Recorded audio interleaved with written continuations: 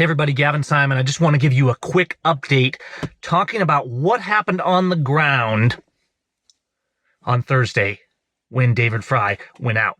Because there's a few misconceptions, especially in the mainstream media, about this, and it's really important that we keep straight. First of all, the key thing to understand is the FBI did not negotiate this out. The FBI, from the very beginning, were the criminals in all this. The FBI assassinated Lavoy Finicum. The FBI surrounded these guys and were trying to not negotiate, but to instigate violence there on Wednesday night. And we can hear this actually in the live call, where they're actually in the background trying to goad them, trying to get them to do some sort of knee-jerk reaction so they can get violence. Then what happened is the whole world started watching. And the world shined light on their wicked deeds. And people like this, corrupt government, our FBI, the state of our current government, our courts, they operate in darkness. They operate in secret. You know, they keep cameras away. They keep the truth away. They keep the media away. They work under cover of darkness. It's really important to understand what's happening. Okay? This is the stuff that dictatorial regimes do. And that's exactly what our government is doing, because we don't have a government of law and order or liberty. We have a government who is an open violation of the law, who's in active assault on the people. We have a government engaged in treason. Now, what happened then? You hear this call and, you know, things aren't looking good. And we're trying to tell David, look, you need to be here to stand another day, right? And so it kind of goes quiet there at the end. We're all trying to figure out what to do. And David is on the phone talking in the background to the FBI. The media is trying to take that and spin it and say, oh, the FBI, they de-escalated, they negotiated. That's not what happened. And I've actually confirmed that. We can't fully hear it in the call, but we've confirmed it in the background what actually happened. And you had all the world watching this. See, suddenly, unlike the night before, the FBI wasn't going to try to goad them into a fight because they had public figures on the ground. They had Franklin Graham. They had Michelle Fiore. The world was watching what was going on. And so, in fact, the FBI, from the word we're getting from the ground, they were kind of losing it too. They didn't know how to fix the situation either at that point. And what actually happened is Ammon's attorney, Mike Arnold, was working in the background along with other people working in the background. But Ammon's attorney got a hold of Ammon, and Ammon put out a recorded message, and that was played back. Now, it's important to note that the FBI, this was not the FBI's doing. Ammon sent out this message, and we can confirm that because Nathan and I actually got that same message.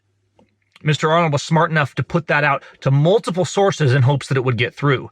And so as you hear that call going in the background, and ultimately they play Ammon's message over that call in the background, and we were working on our end, getting that audio file loaded up, and it was just about queued and ready to go when they got the call through on the other end, and David Fry went out. And so the FBI gets no credit here. They're the criminals all along. And here is that final call that came through. And this is why I know it's true, because it landed in our inbox. And it also landed on the front line there and was played over that FBI phone. And this is what Ammon told David. David, this is Ammon, buddy. I want you to know that there is a future out here, that you have a future. You've been valiant in your stand for your country and for your rights, and that your actions here really matter, and that we love you, and that, yeah, it will not be easy at first, but we know that the American people are going to stand with us. They're going to stand for your rights, for my rights, and that we're going to get this thing straightened out. And that you need to be part of this, even though it might be difficult for you for a few weeks. But we want you to be part of this. We know you have been valiant in your stand, and we ask you to do not take your life, and come here and let's work this together.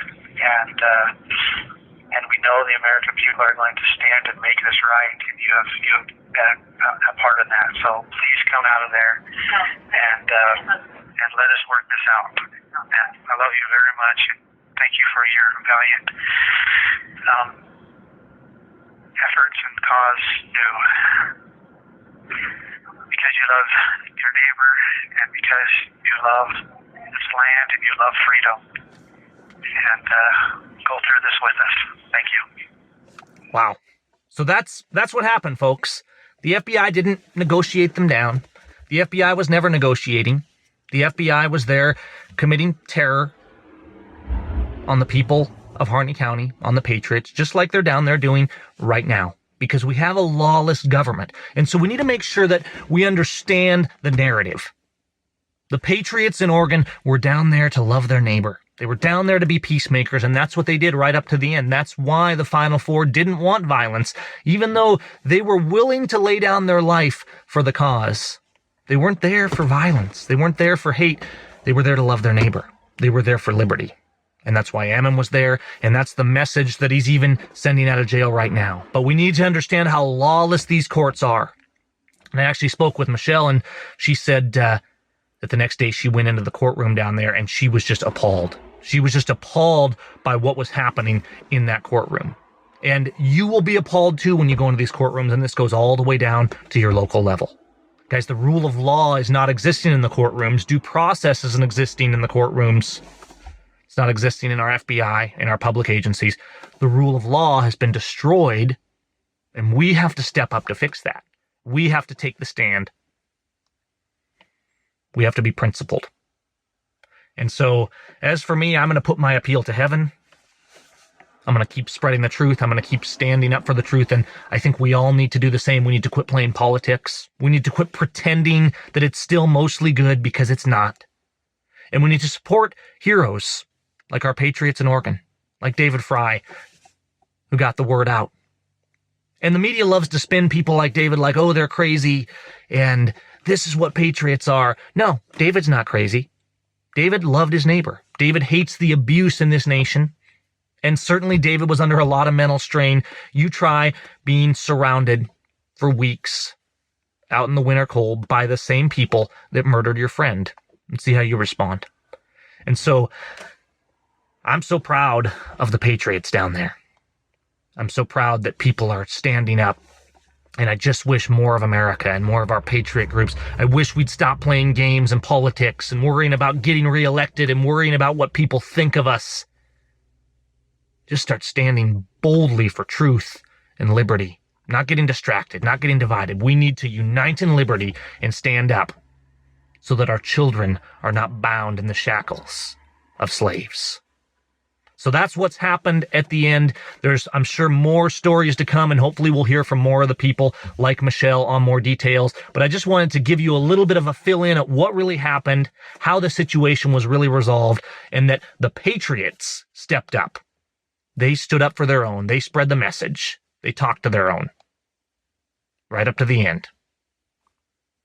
And no blood was spilled.